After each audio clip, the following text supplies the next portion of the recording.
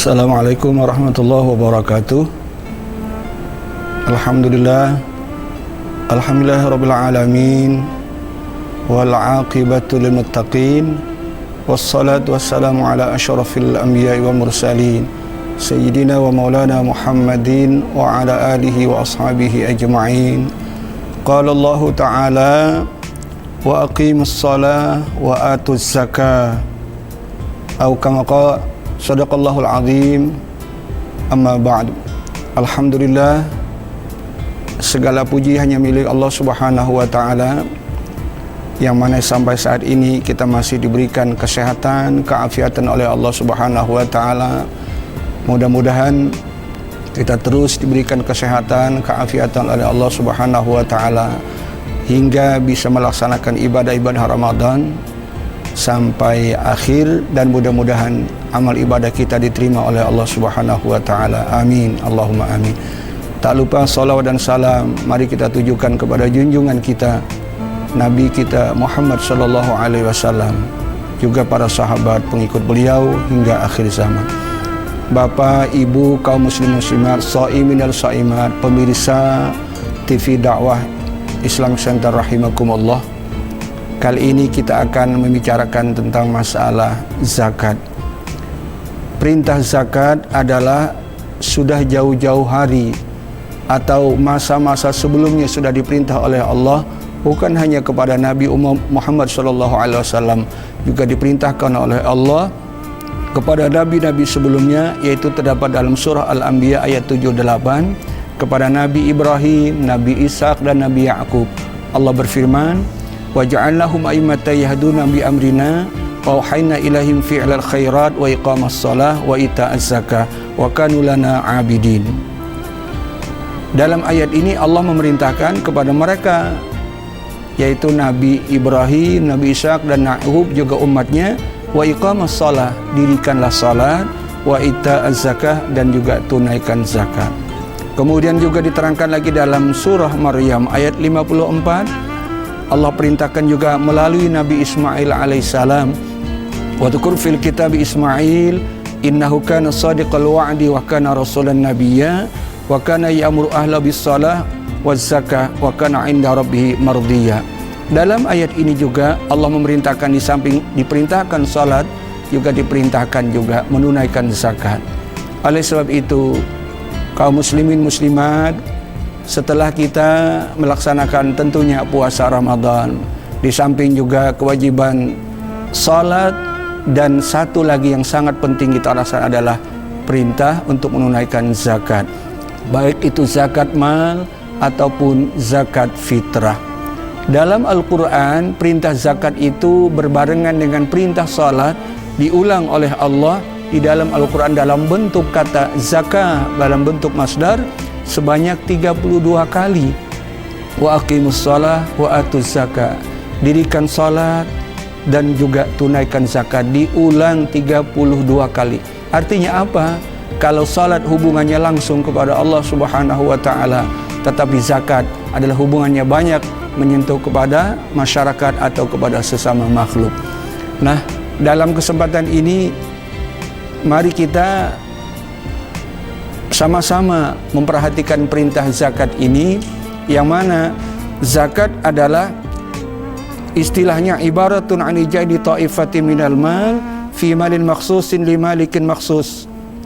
Jadi zakat ini beda dengan istilah yang lain, karena dalam yang istilahnya ada namanya infak. Kalau infak adalah sarful mal ilal hajah, memberikan, mengeluarkan harta diserahkan kepada yang memerlukan. Tetapi kalau sedekah ada lagi al-atiyah nabtaghi bihas masubah minallah. Kalau sedekah adalah al-atiyah, pemberian yang diberikan kepada seseorang dengan nabtaghi, mengharapkan al-masubah, pahala di sisi Allah Subhanahu wa taala. Sementara zakat ini khusus. Zakat adalah satu ibarat yang diambil dari sebagian dari harta yang maksus, yang sudah ditentukan Allah tentunya nisabnya dan jenis-jenis hartanya, dimalikin maksusin, dan diserahkan kepada orang yang berhak menerimanya. Nah, dalam zakat ada istilah namanya zakat mal. Zakat mal tentunya ada nisabnya, ada haulnya. Kemudian bicara kita yang sekarang mengenai Ramadan ini, setelah puasa ada satu kewajiban, yaitu perintah zakat, tidak lain adalah zakat fitrah. Zakat fitrah adalah fungsinya tathiran lisaimi minal khilali alwaqi'i fis shaum. Diperintahkan, fungsinya adalah membersihkan bagi orang yang berpuasa. Siapa itu dalam berpuasa ada punya kekurangan-kekurangan, al-khilali al-waqi', yang terjadi ada kekurangan dalam tingkah laku, ucapan, perbuatan, maka zakat adalah salah satunya adalah tathiran, membersihkan kekurangan-kekurangan yang ada dalam ketika berpuasa.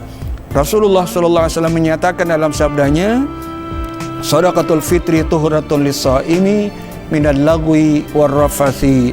Sedekah fitrah atau zakat fitrah fungsinya adalah membersihkan bagi orang yang berpuasa minal lagwi, dari kata-kata atau perbuatan yang sia-sia, warrafas, dan juga kata-kata yang tidak baik atau kata-kata yang akan merusak nilai pahala itu sendiri.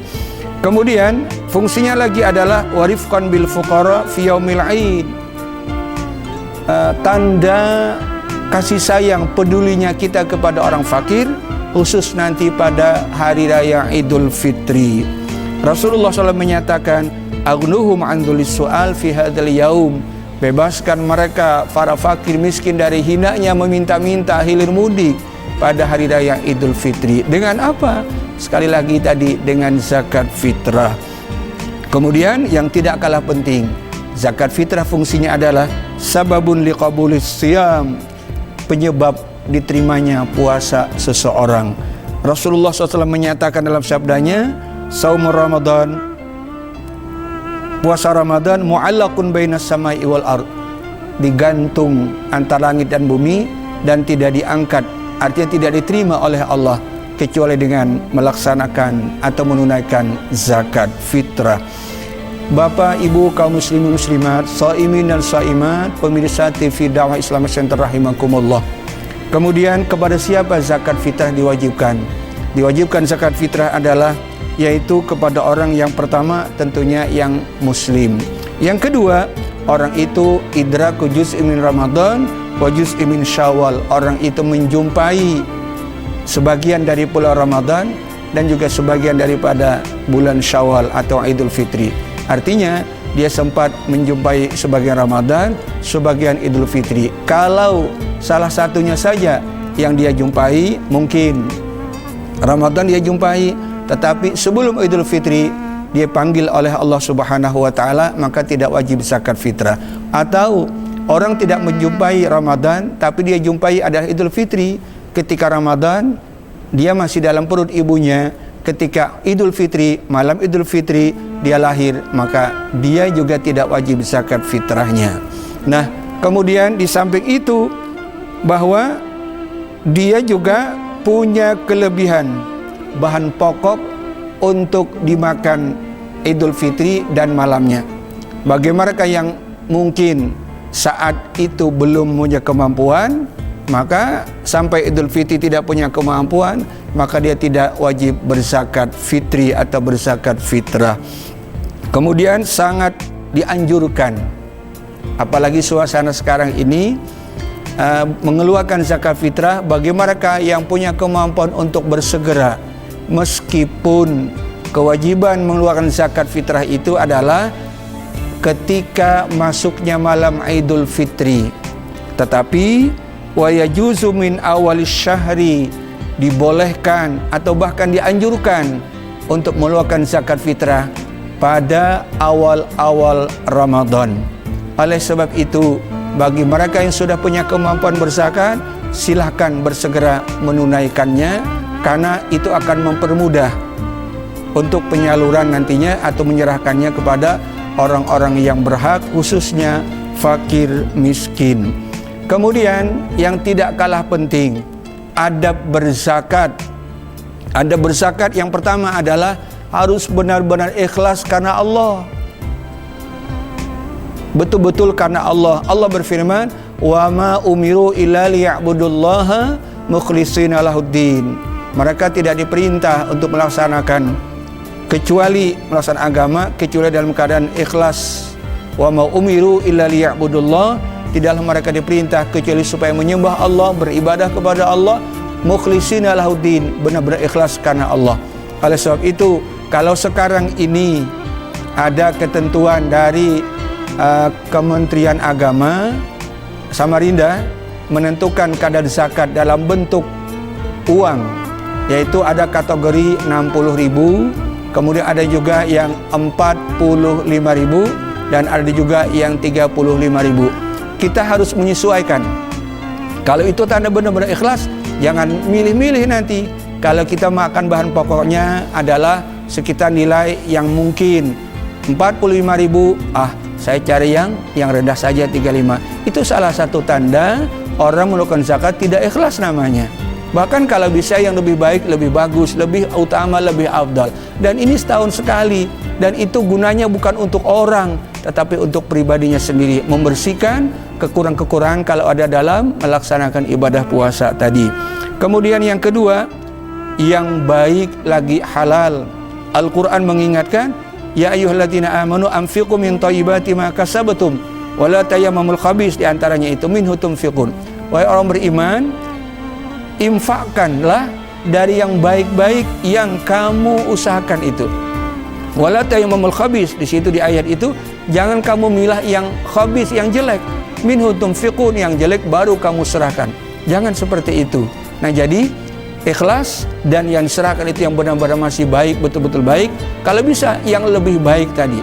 Mungkin kadar zakatnya hanya 45.000 untuk tahun ini karena kita punya kemampuan, lalu kita memilih 60.000, silakan, itu lebih baik. Karena sekali lagi manfaatnya untuk dirinya sendiri.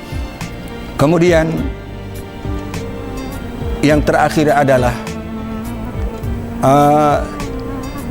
kami menghimbau kepada mereka yang sudah punya kemampuan untuk berzakat, silahkan untuk bersegera melakukan zakatnya.